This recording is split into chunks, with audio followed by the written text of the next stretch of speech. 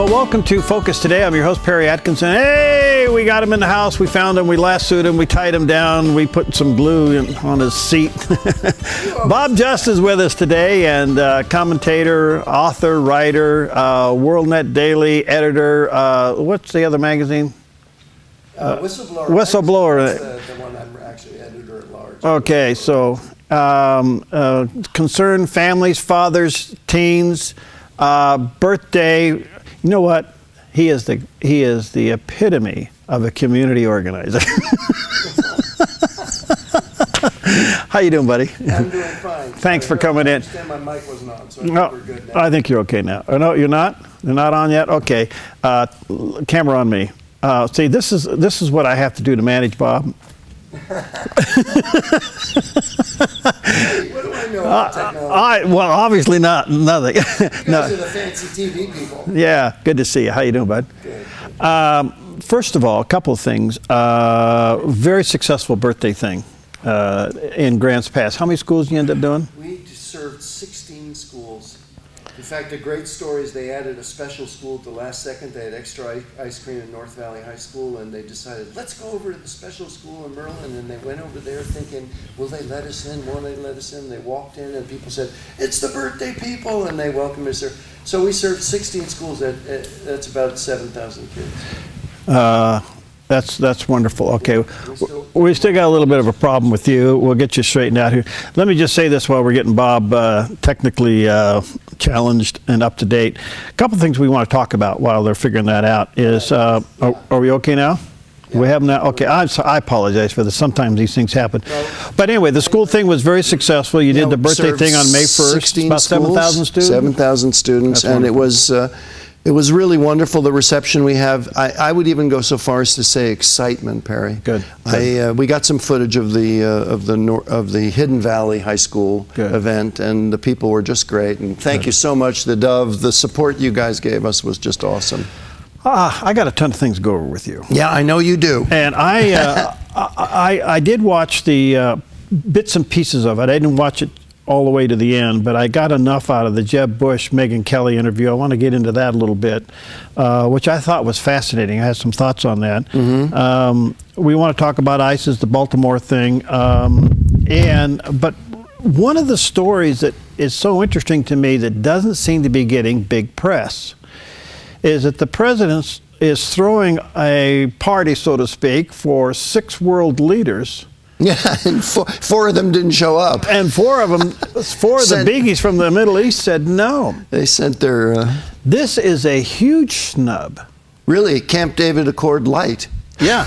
Real light. So he was going to bring these Middle East leaders in, the kings from Syria and around in, to sit down and talk about nuclear development in the Middle East, and in particular with Iran. And they said no. They just don't trust him. I mean, that's what it comes down to. One of the ambassadors, I think it was, made that comment that they just don't really trust where this is going. Inevitably, it's going to a nuclear Iran, and I don't think the United States has processed what a nuclear Iran means.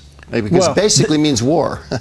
Because I don't think this administration has processed. I don't think the administration has processed it. I think a lot of Americans get it, but this administration, for some crazy reason, has decided to move forward with this. It's unthinkable. I mean, it's just unthinkable. It runs against everything every administration has stood for. And whether you think it's ideology or whether you think it's just plain weakness. You noticed, Jeb Bush last night referred to President Obama as a weak leader. Yeah. Which is one of the worst things you can say about any president, that they're a weak leader. There seems to be a little bit of a silver lining on this whole nuclear talk with Iran and negotiation, I should say, not talk, actual negotiation. And that is now that the Senate has voted to oversee it. The negotiations, and they actually have sent, what was it, 98-1. They sent the bill now to the House, and the House is going to vote on it. Now, the president probably will veto this, but with a 98-1 in the Senate, and who knows what it'll be in the House, they may have enough votes to override a presidential veto, which puts Congress in oversight of the president's negotiation. That would be another blow to his policy. It would be huge. It would be, I mean, one of the real problems we have in this country, which you and I have talked about for years, is the Democratic Party, and again, I say it's my party so people understand I'm not being partisan. This is my party that I'm criticizing. It has become completely corrupt at the top, meaning that they don't make decisions on the basis of what's right for America. They make decisions on the basis of what's right for the Democratic Party, but a particular Democratic Party, not my Democratic Party. They make decisions for what's right for the politically correct / Marxist Democratic Party. And that has nothing to do with America. So these people, so I will be very surprised if they turn down a veto, if they override a veto. I'll be surprised because it will mean a substantial amount of Democrats have to go against the party apparatchik. All right, the leadership. But think about this. It came through the Senate 98-1. So hypothetically, if it got through the House with similar margins and the president does veto it and it comes back to the Senate, then you're saying that the Democrats that voted to oversee would change their minds? I think against a veto they might. I mean, I'm just saying the Democratic Party doesn't operate in any way the Republican Party operates. The conservatives, Republicans, in my observation, obviously, a good portion of my friends are Republican. They reflect inward. There's a conscience-driven, principle-driven mentality, so that when you guys come to make a decision, and I see this at the top levels of the party, not just rank and file, but I mean, you were head of the Republican Party in Oregon, so you were top rank. But I see it in Jeb Bush's interview last night. I see it in Cruz, Rubio, Walker. You can see them. They reflect in. They're principle-based people rather than ideology-based. And the Democratic Party doesn't operate that way, not by my observation.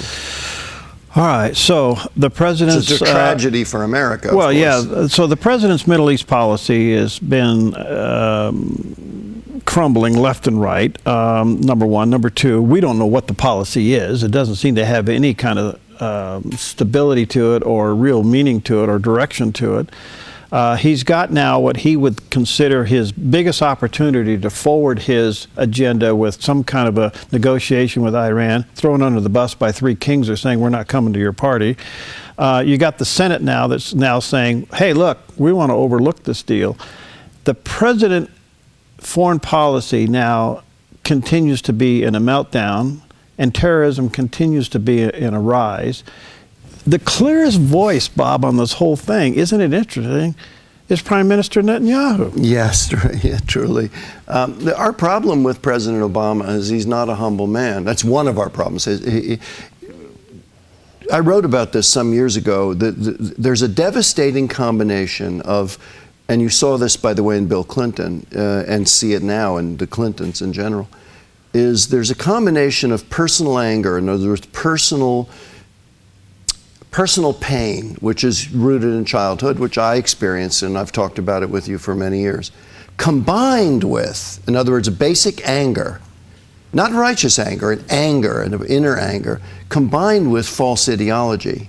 And it's a devastating combination. So President Obama has a false ideology. He has basically an anti-American, fundamental change America, anti-American ideology that is rooted in a kind of inner sense of getting revenge on life. You saw that in Bill Clinton. You see it in Bill Clinton's eyes. You just watch him when he was talking about, the Clinton Foundation and the money raising and his speeches that suddenly at least doubled in what he demanded once his wife Hillary became Secretary of State.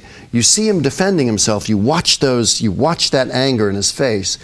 It's personal with Bill Clinton. It's personal with Barack Obama. When these kings don't go to his Camp David Accord, when Netanyahu comes to speak in Congress, it's personal. And the problem is, because he's not a humble man, because he's willful and angry, and this has been observed about Barack Obama, when you confront him, he steps it up. And by the way, who does that sound like? That's the entire left. The entire left, when you confront them, they step it up. They get angrier. they get angrier. They get angrier. And that's just the nature of where they're coming from. That's an incredible observation. I mean, that says volumes, you know, and unless you understand the opposition from that position, you're frustrated beyond measure. Well, you know, I've said all politics is spiritual. I mean, what we are talking about is the inner motivations. You know, the Bible says the heart is deceitful. And the inner motivations that drive these two presidents, who, by the way, were fatherless presidents, Bill Clinton and Barack Obama. You look at the difference. George Bush and Bush Sr. both had strong family backgrounds. Jeb Bush, you can see it in strong family backgrounds. Marco Rubio. I mean, you go down the list. Cruz, strong family backgrounds. There's just a difference. I used to tell you there's a difference between you and me that we joke about, and I'm blessed by the Lord, you know, and I've been healing in my life. But the point is that because my parents were divorced when I was 5, and I spent my young years in and out of 2 different boarding schools, and was very angry as a high schooler and college kid, and finally started to get over it in my Christian walk. But you came from a quote-unquote normal family, and I came from a not normal family. And there's a difference in our worldviews. You know, there's a difference in the way we approach it. Now, what makes us common is we love the same Lord. We obey and honor the same truth. And I'm working on it. Yeah, big time. Let me take a quick break. We got a lot to talk about with Bob Justin. When we come back, I do want to talk about Jeb Bush's interview with Megyn Kelly last night. It's all over the news today. And there's a couple of things in there that are real eye-openers, and I want to talk about it. We'll be right back with Jeb Bob Just.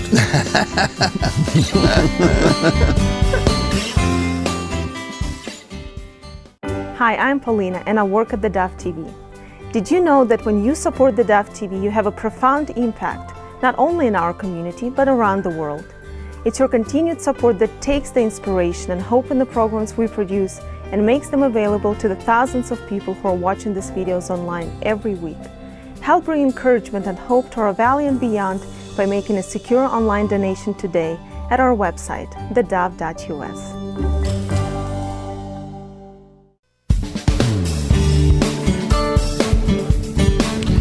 Okay, we're back with Bob Just, and we got a lot of things we're talking about in general, and wanted to grab Bob, and the next time we talk to him probably via Skype from New York City, so we look forward to that. Are you scheduled to go on Hannity at all? Do you know? No, he kind of texted me that it may end up getting to do guest host this show, but I never know. You know, they have to kind of take care of their affiliates. You know, you ought to tell Sean Hannity's producer that he needs to have me on to explain you. Yeah, I think I do need an interpreter, Perry. I think you're right. Just kidding. Bob, last night, Jeb Bush, it was all over the news, and it's being cut and pasted all over the news today. Megyn Kelly was given an exclusive interview with Jeb Bush. I saw it. From what I saw, it was very well conducted. And I also saw Jeb in a responsive way that I've never seen him before. He answered the questions. He was passionate about it. I think there is that genuine, loving loyalty to the family. At the same time, there's a difference between him and George W., and maybe even his dad, but not to the point of being disrespectful, obviously. There's tremendous love in that family. Yes, clearly.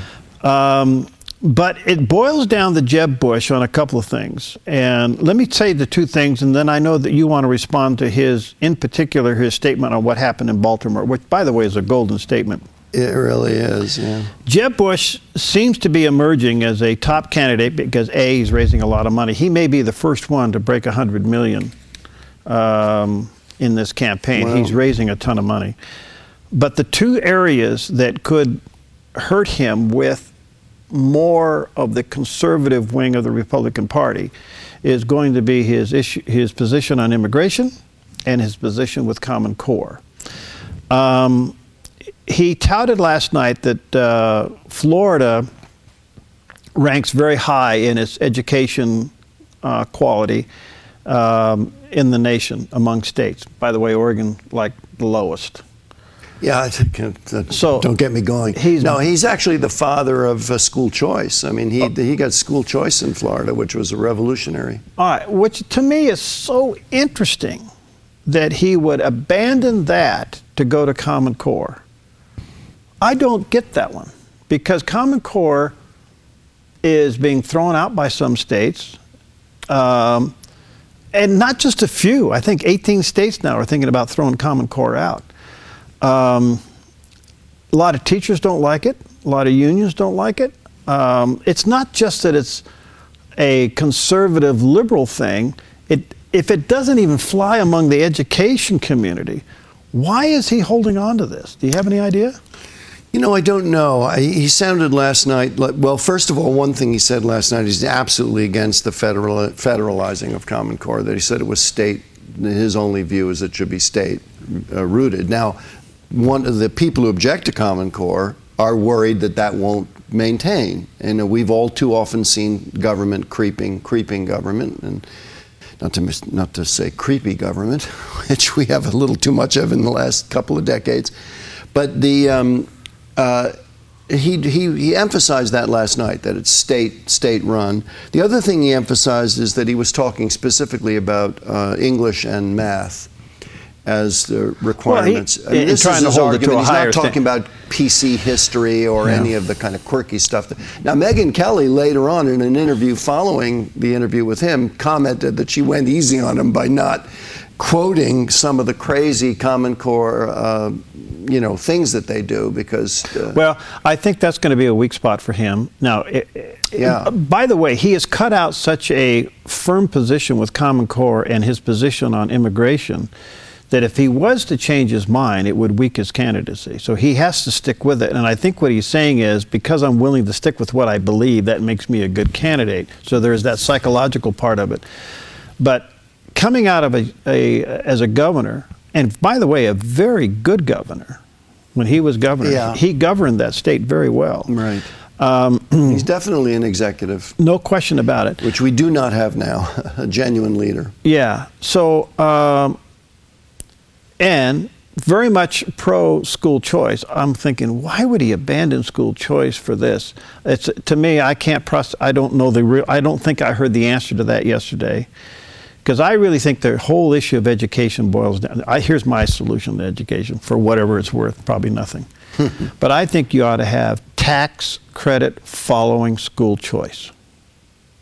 Yeah, I think they did that in Florida, tax credits. Forgotten how they... Not tax credit, tax following school choice. The amount of money that my tax bill goes to education, if it's $17,000 a year per student, goes to the school you goes choose. To the school of my choice. Yeah, I like that. And so, but anyway, I'm not running for anything. I will tell you, I may be running for the border after that. But look, he is positioning himself as an education president. I mean, it's one of the things he's positioning himself. Also, okay, so he's going for the. What he may do, if we can just speak in a sense, political strategy now. And you're much more of a political strategist than I am, but I think that what he may do is he may attack what he sees as the weaknesses in the Common Core view. In other words, last night what he did is he laid down a marker. He said, look, I'm focused on the sensible stuff in English and math. We do need to step up quality education for English and math, but I'm not for some of the sociological stuff. So he left the door open. Yeah, he left the door open to, and so what he could do tactically is he could attack the things in Common Core that he doesn't like, to kind of change the game a little, anyway. Okay, the other one is immigration. Now, I will say one thing about immigration. This is a huge issue among Tea Partiers, the more conservative side of the Republican Party, and what would be considered the establishment side. Here's where I think, how do I say this without getting in trouble? You can't. You can't, no. I think at least he's thinking about the problem in a bigger sense, in a more realistic sense. We're not going to gather up 19 million people. He said that, and conservatives don't argue for rounding. We're not going to gather up 19 million people and throw them over the fence. Right. It's not going to happen. So how do you really deal with this issue in a way that doesn't become so bureaucratic that you can't process it? So at least to me, it sounds like he's trying to think of a way to do that. Yeah, you know, look, it is a difficult problem, and we saw Marco Rubio got burned with it. You know, people of good intention, or let's just look at the dark side of this, the danger side of this. The danger side of this, and which is, I think, absolutely something we have to be concerned about, which amounts to a kind of Democrat takeover. In other words, one man, one vote once, meaning the Democratic Party being with the new nature of what the Democratic Party is, what they want is effectively takeover. So they want to dominate the electoral process, right, so that Republicans can never get back in power. Yeah, never have a chance. Because right, they're really two different right, camps. We're really right, in a kind of cold civil war now, which is something I wrote about, 15 years ago. It is like a cold civil war. So one way they do that, obviously, and they are very out front about it, is they want to get these people, the illegal immigrants, not immigration, illegal immigrants. They want to get them to be voting citizens because they believe the Hispanic community will be loyal to the Democratic Party. And amnesty instantly does that. Yeah, in other words, now what Bush said last night, what Jeb Bush said last night, is that the process that he's talking about does not include citizenship. It's saying, look, you no longer have to hide in the shadows. Once you go through a process of becoming a legal resident, when there is based on what Bush was saying, there's a ramp-up process, then you become a legal resident, but not a citizen. You become a legal resident. Now, the other side would argue, yeah, but then immediately what will happen is the left will foment for them becoming citizens, because that's what the left does. I mean, they take a bite, then they take a bigger bite, then a bigger bite, and then a bigger bite. So conservative frustration with more moderate Republicans is we keep letting them have the next bite. And then, we have figured out by now there's always going to be a bite after that bite. So Bush is in that, the reservations about Bush is in that direction. Will that hurt him?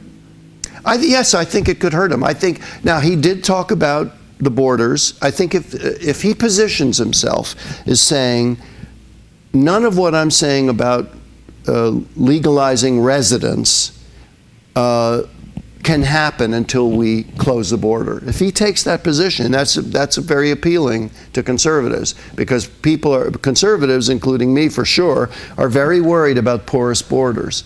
We want an integral country. We want our security.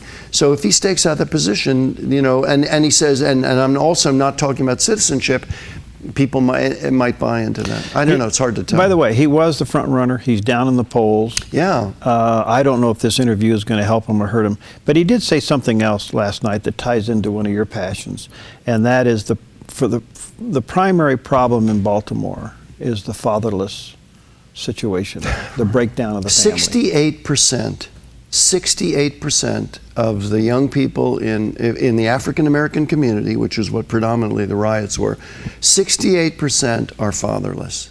68% of the African American youth. You want to quote his thing on that? Our fathers, yeah. What he said related to Baltimore, he said last night on Megyn Kelly's show on Fox News, he said, this should be a catalyst for a deeper conversation, talking about the riots in Baltimore. This should be a catalyst for a deeper conversation about how we restore committed family life. Man, woman, parents staying together, committed family life. What are the things we can do to restore community again? And then how do we change our education system? And how do we bring people into the equation to create a more secure and loving place? And of course, when I heard him say that, I jumped and got the exact quote in my computer, because that's what Concerned Families is about. What we are trying to do is establish the norm, committed family life, gender honoring, traditional family, and to express that in community so you reconnect, which is what birthday's about, reconnect people and give them a sense of belonging rather than the sense of isolation and nobody cares about me. And that's exactly when he ends it by saying, how do we bring people into the equation to create a more secure and loving place? Well, it's a beautiful statement. It was a beautiful statement. And it does open the door. All right, how do we do that? Yeah, how do we do that? Yeah, it's got to get beyond conversation. You got to get beyond conversation. I will commend you and Concerned Families and fathers and mothers and youth. By the way, and I say this, folks, I don't think we have the foggiest idea of the impact that Concerned Families is having in Josephine County, which is a national model of what the church and believing faith community can do to impact the community and impact the family. You have done it, and it is a model that a Jeb Bush could come look at and take to Baltimore. Wouldn't that be wonderful? I mean, wouldn't it be wonderful to see black and white and Hispanic, generally speaking, black, white, and Hispanic churches come together and be the people, stand up together, be fathers, be mothers, be youth in the community. I mean, you imagine the impact it would have. Well, not only that, but we don't have to reinvent the wheel. You have been doing how many years? 20 years. The model for America in Josephine County has been done for 20 years. And over the 20 years, you've found out what works and what doesn't work. And now the impact is phenomenal. So anyway, that's a whole nother story, and I could get him going. I got to take a break. I want to come back. What do you think about crosses offending Muslims? Oh, it's a story I don't know. But I can tell you I have a lot of opinions on it. We'll be right back with Bob Just. Hi, I'm Paula, and I work at theDove TV. Every day we get letters and emails from people who've been encouraged, blessed, and challenged by the programs on theDove TV. But we couldn't do it without you. Did you know that more than 90% of our income comes from people like you? You can help us continue to bring inspiration and hope to our community by making a secure online donation at our website, thedove.us, or call us at 541-776-5368.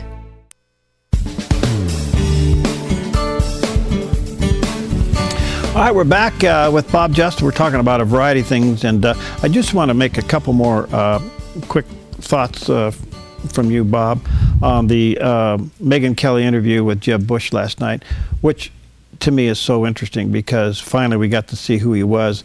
At the time, he was the leading candidate, and he's raising all the money. He's down in the polls now. He's not the leader right now. He's like third, I think.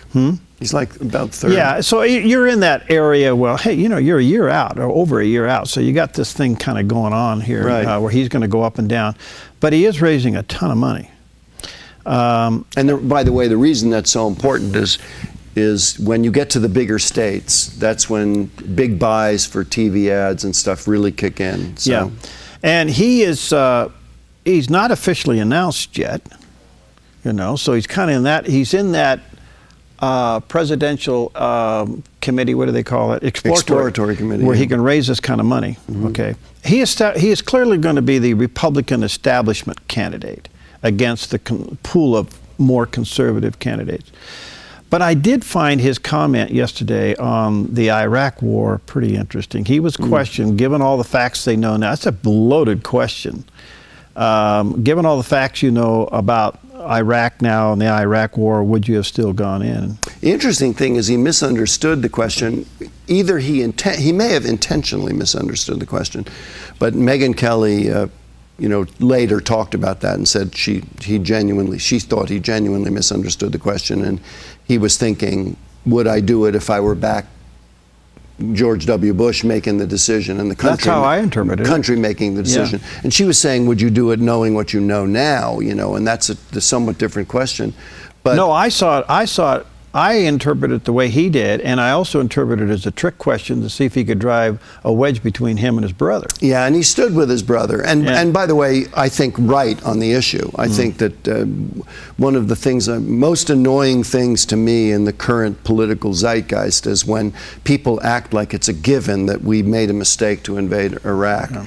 And to me, I don't think they're thinking deeply about the issue, because as I did, I was on the show a few weeks ago with you, and we showed a map of the Middle East. And when you think that invading Afghanistan and invading Iraq put a coalition standing army on either side, led by America, led by the United States, standing army on two borders of Iran.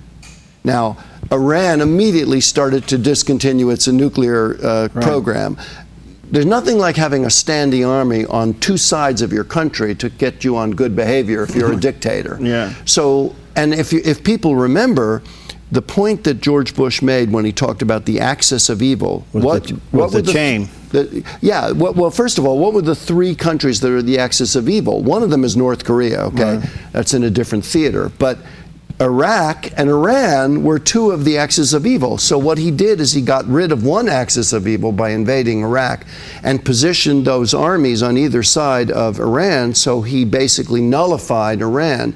And it would have worked if the Democratic Party had remained loyal in time of war, but that's not, for the last 30, 40 years, that's not who the Democratic Party is.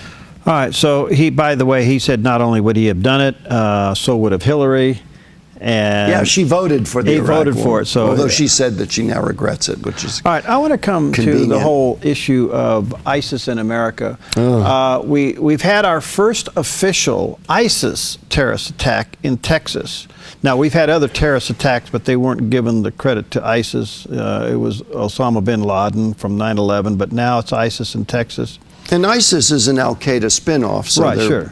I mean, they keep changing their names, so they think it's another bunch. But nonetheless, we've had our first now official one in Texas. It was an argument between the right of the First Amendment in America. Did these people have a right to have their gathering, which they had cartoons of Muhammad and Allah, but so it was a First Amendment issue. By the way, the First Amendment issue there that was being defended, was being defended by the Pam definition Geller of the Second Amendment out on the lawn. Right. And thankfully, a so the Second capable Amendment, law enforcement officer took care of the situation. Yeah. Anyway, we're now, out of that comes these stories. ISIS cells all over the United States. Right. Our intelligences are telling us. The FBI, yeah. They're all over the United States. The door has been open. It's going to happen. Right. I got an article here that's kind of stunning, and that is that the Catholic University, and we're talking primarily now here, the first one will be the George Washington University Law School. It was a very well respected law school. Okay.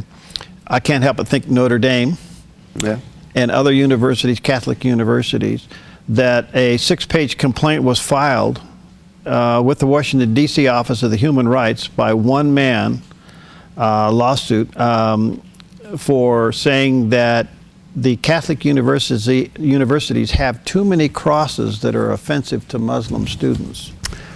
Where is this going to go?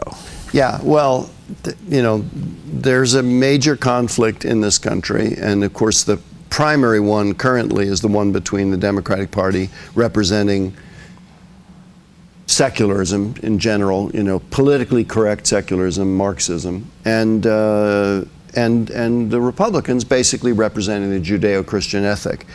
Added into this struggle now increasingly is going to be Sharia law, Islam, and of course radical Islam, but even what you might call mainstream Islam believes in Sharia law.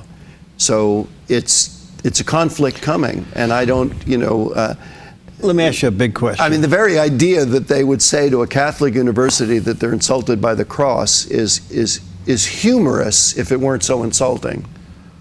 Well, first of all, I don't see the Catholics backing down at all. No, I don't think they'll let's back face down. it, look where they have been with the other issues. The Catholics are fighters and evangelicals. They're the ones standing for biblical inerrancy. We're heading to a time in this country where it's going to be suggested that evil and righteousness coexist.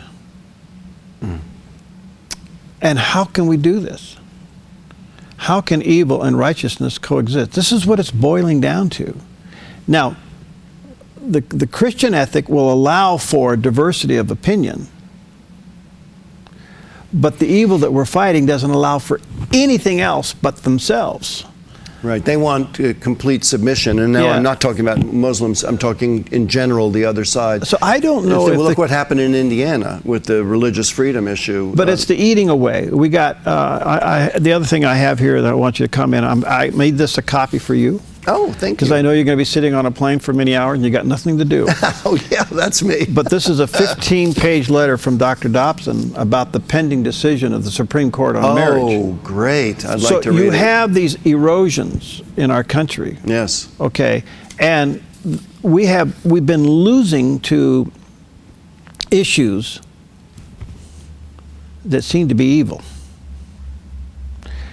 And we are now asked as believers to coexist with evil. What in the world are we going to do? Well, of course, you've been talking about it for years. We have to stand. And I don't want to always be talking about concerned families, but what excites me about concerned families is we've found, by God's grace, over 20 years, a way for the church to stand that models love represented in the family unit. But whatever way it is, certainly with voting, the Christian community in this country must stand, because there are many decent people on the other side that, if I can put it that way, that don't want to see Christians go to jail or impoverished. They don't want to, whatever the issue is, they don't want to see Christians sued and impoverished and put in jail. But at the cost they of think they're standing for rights, but they don't understand that what it comes down to is a conflict, a deep conflict in this country. And in the end, we could lose our country. All of us could lose our country. If the ship goes down, we all go down together. Well, we're being asked, let me put it this way, perhaps we're being forced to subordinate to an evil philosophy so that we can coexist. I'm telling you, look at what the Jews went through in terms of their history in the Bible. Yeah. Many examples. There are certain things when a king tells you to kneel to something that God tells you not to kneel to. Ooh. We're right there. Let me take a break. And we are getting there for sure. Yes. All right. I'm going to switch gears on you because I only have you for one more segment. I want to go over to Hillary. She's announced. Her announcement was pathetic. Right. She hasn't spoken to the press for 22 days. Will the Democrats, no matter what, in spite of all these scandals, lockstep behind her? Bob Just will continue in just a moment.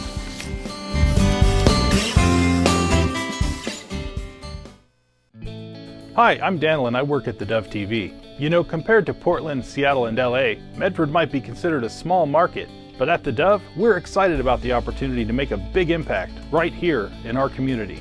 And you help make that happen. Did you know that more than 90% of our income comes from people like you? You can help us now by making a secure online donation at our website, thedove.us, or by phoning 541-776-5368.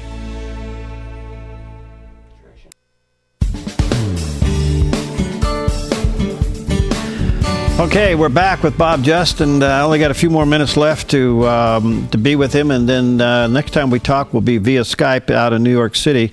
All right, Hillary is the only announced Democrat. Well, we have the independent that says he's going to run as a Democrat. He's kind of in the race with one foot in. I don't know where that's going to go yet. I have to kind of see that boiled to the top, but I don't see the socialist.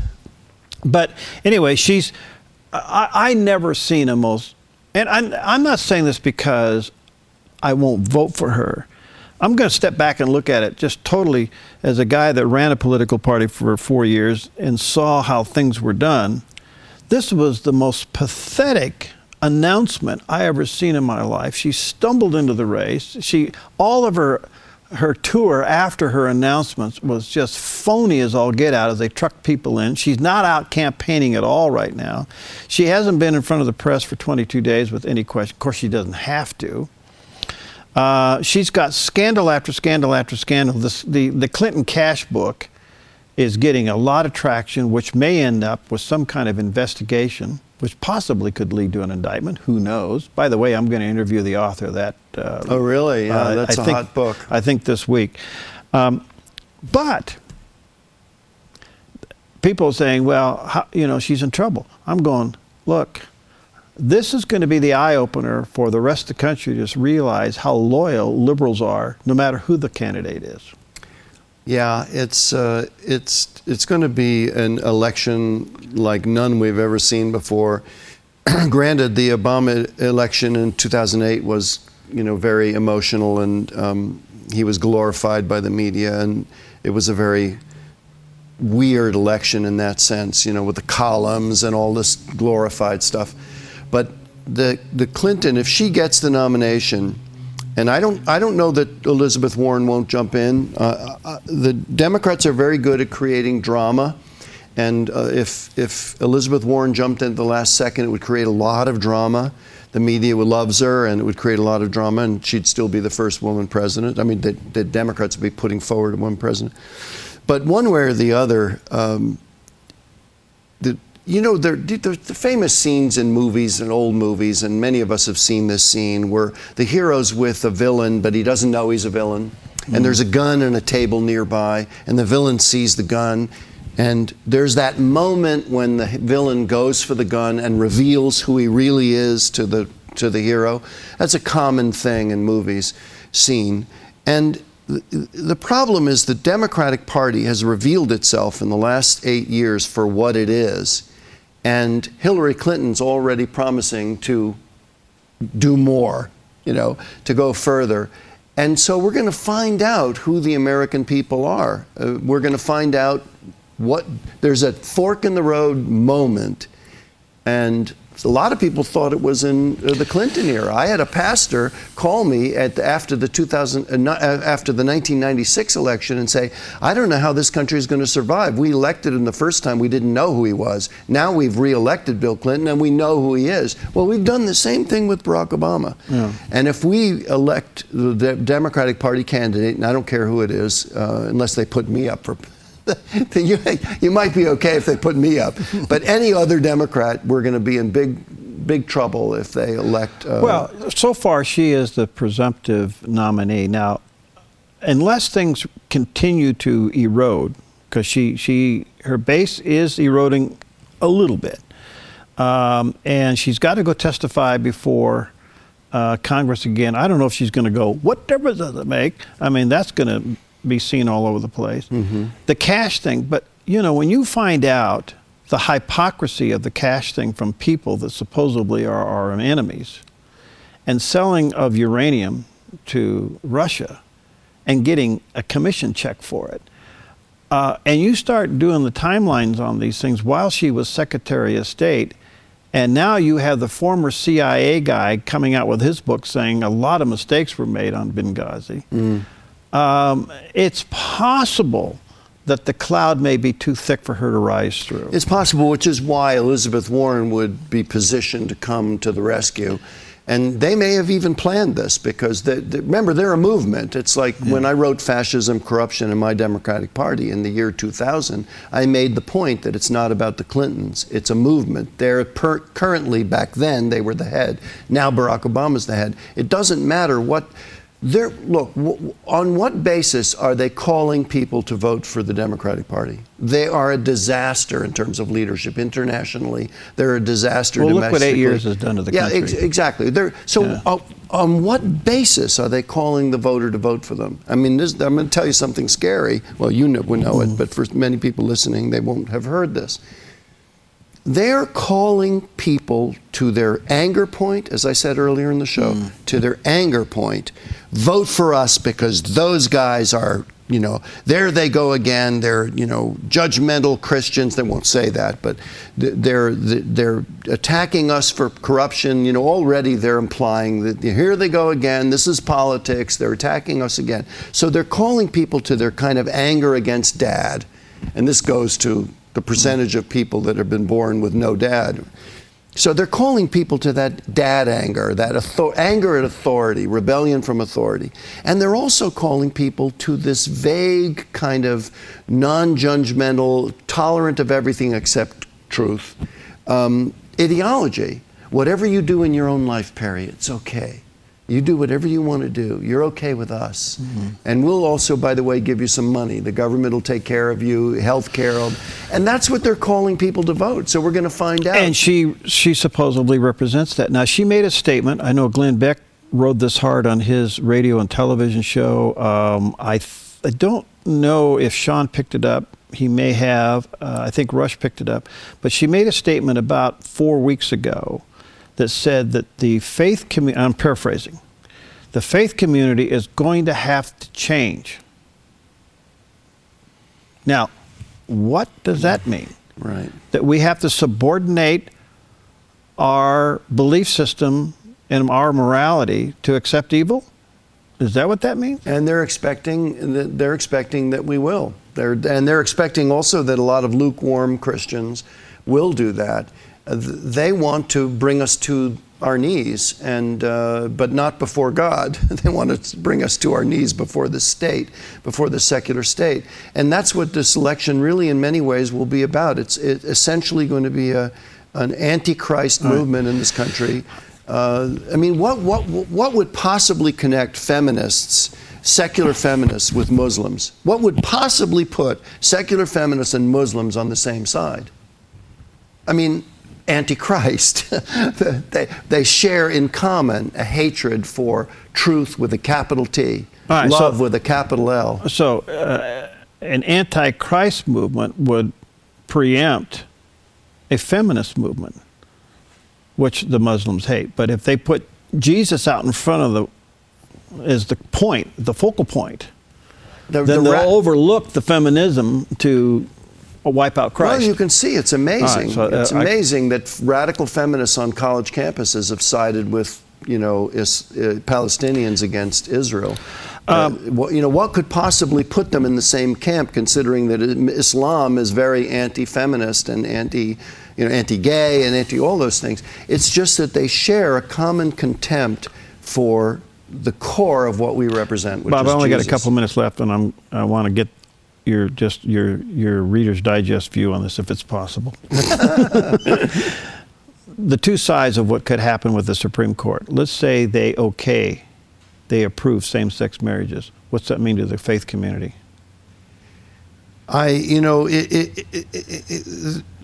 There could be two reactions to that. One, it could engender a genuine, and I say loving, in other words, a proper kind of civil rights movement, civil decency movement, akin to the civil rights movement in the 1950s, where the churches do rise up lovingly, not talking about mobs in the streets, but lovingly, a civil decency movement. Or pushback. Pushback, yeah, but pushback in the right way.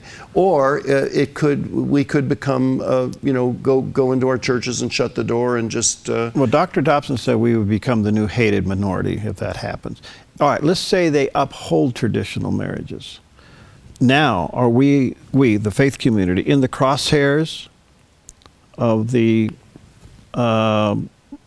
militant homosexual movement even more so? We would be, yeah. The sad thing is the political leadership, and this is a bigger subject, but you and I have talked about it before. I don't believe the political leadership in the gay arena or the LGBT community, whatever you want to call it, or the feminist movement with NOW and all of that, I don't think they represent really their rank and file. The leadership tends to radicalize. That's the nature of leadership. I know for a fact there are many gays that are looking at what's happening now and saying, well, how far are you going to push this? I mean, how far are you going to push this? There are going to be plenty of gays, plenty of feminists, plenty of liberals that will not want to see Christians go to jail. It's going to be a moment. And that's why I would love to see a rising up of the church and a loving movement. Well, we got a problem. The federal government has turned the internet into utility, which means it's no longer a freedom thing. It now becomes a regulated thing. Something they can tax and control. And so now they can go for content control, which puts every religious website in suspect. So we're in a mess. We're out of time, but hey, good to see you. Perry, thank you. Keep writing. Always good to be here on the non-curvy couch with you. Yeah, well, I was going to have you lean back and I was going to psychoanalyze you, but I realize there's some things that nobody can do. No, good to see you, buddy. And looking forward to Skyping you in when you get back to New York. And say hi to Sean if you get on the show. Thank you. And again, have me come on the show with you so I can tell him so I can interpret what you're saying. Yeah, good to see you. All right, we'll see you next time on Focus Today.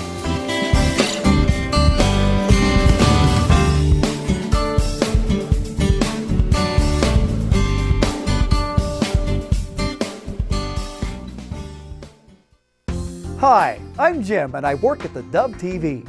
Every weekday between 6 and 8 a.m., our award-winning news and sports team bring you the best morning show around. It's live, it's honest, and it's a whole lot of fun. And you help make it happen. Did you know that more than 90% of our income comes from people like you? You can help us continue to air local programs that share your voice by making a secure online donation at our website, thedove.us.